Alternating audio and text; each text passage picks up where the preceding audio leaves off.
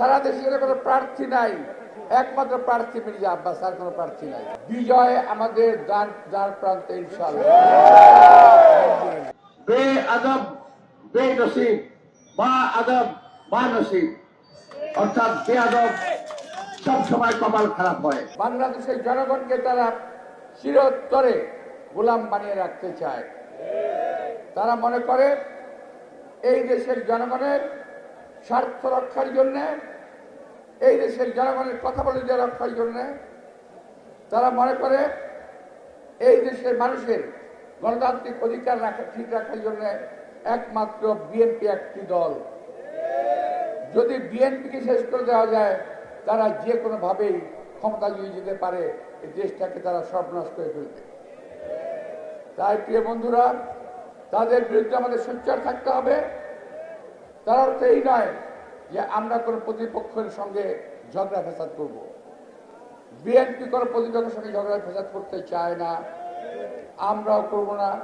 আমাদের নেতা কর্মীদেরকে অনুরোধ জানাবো, যে কোনো উস্কানির মুখে আপনারা শান্ত থাকবেন, কারণ বিজয় আমাদের দ্বার প্রান্তে ইনশাআল্লাহ।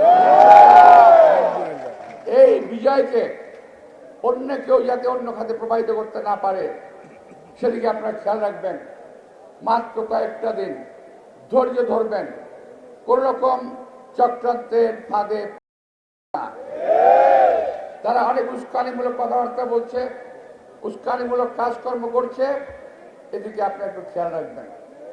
ষড়যন্ত্র কিরকম দেখেন, ষড়যন্ত্র তারা শুরু করেছে বহু আগে থেকেই, এখনো চলছে।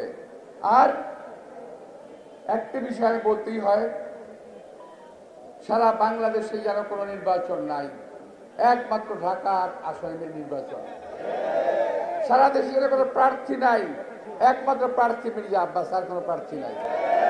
এমন একটা ভাবসাব তাদের ভিতরে। ভাই, বাংলাদেশের ৩০০টি আসনে বিএনপি নির্বাচন করছে, শান্তিপূর্ণ নির্বাচন হচ্ছে। আমার এখানে কোনো অশান্তি সৃষ্টির চেষ্টা করবেন না।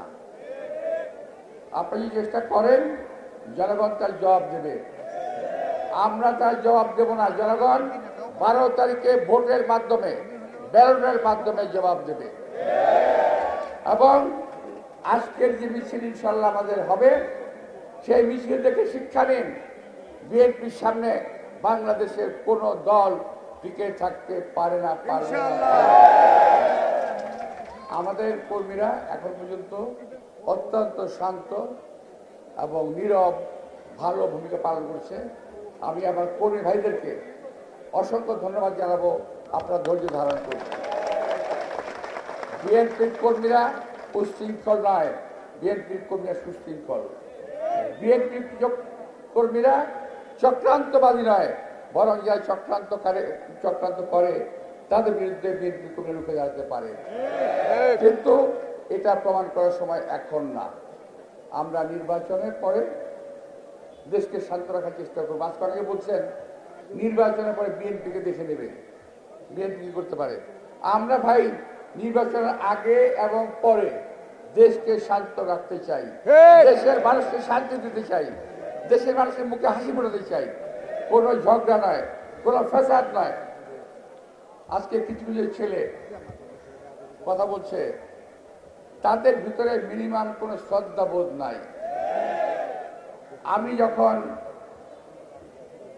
ছোট ছিলাম, অর্থাৎ আমার বয়স তখন 40, আব্বাস আলী খান সাহেবের বয়স তখন আমার চেয়ে অনেক বেশি, 50 কিংবা 60। আজ পর্যন্ত জামাতের কিংবা অন্য কোনো দলের কেউ বলতে পারবে না আমি তাদের বিরুদ্ধে কোনো খারাপ কথা বলেছি। ওই সময় আওয়ামী লীগের নেতা এখনো বেঁচে আছেন মোজাফফর হোসেন পল্টু সাহেব, উনি নির্বাচন করেছেন, আমরা কথা বলেছি, মিছিল হিসাবে নয়।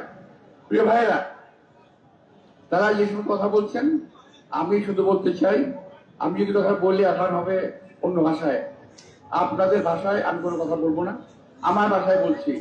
বাবা, তোমাদের বয়স এখনো হয়নি ওরকম, তোমরা শ্রদ্ধা করতে শিখো। একটা কথা মনে রেখো, আমি শেখ সাদির একটা কবিতার ছোট্ট একটা লাইন বলতেছি, বে আদব বে নসিব বা আদব বা নসিব, অর্থাৎ বেয়াদব সব সময় কপাল খারাপ হয়, আর যার আদব কায়দা থাকে তার সব সময় কপাল ভালো থাকে।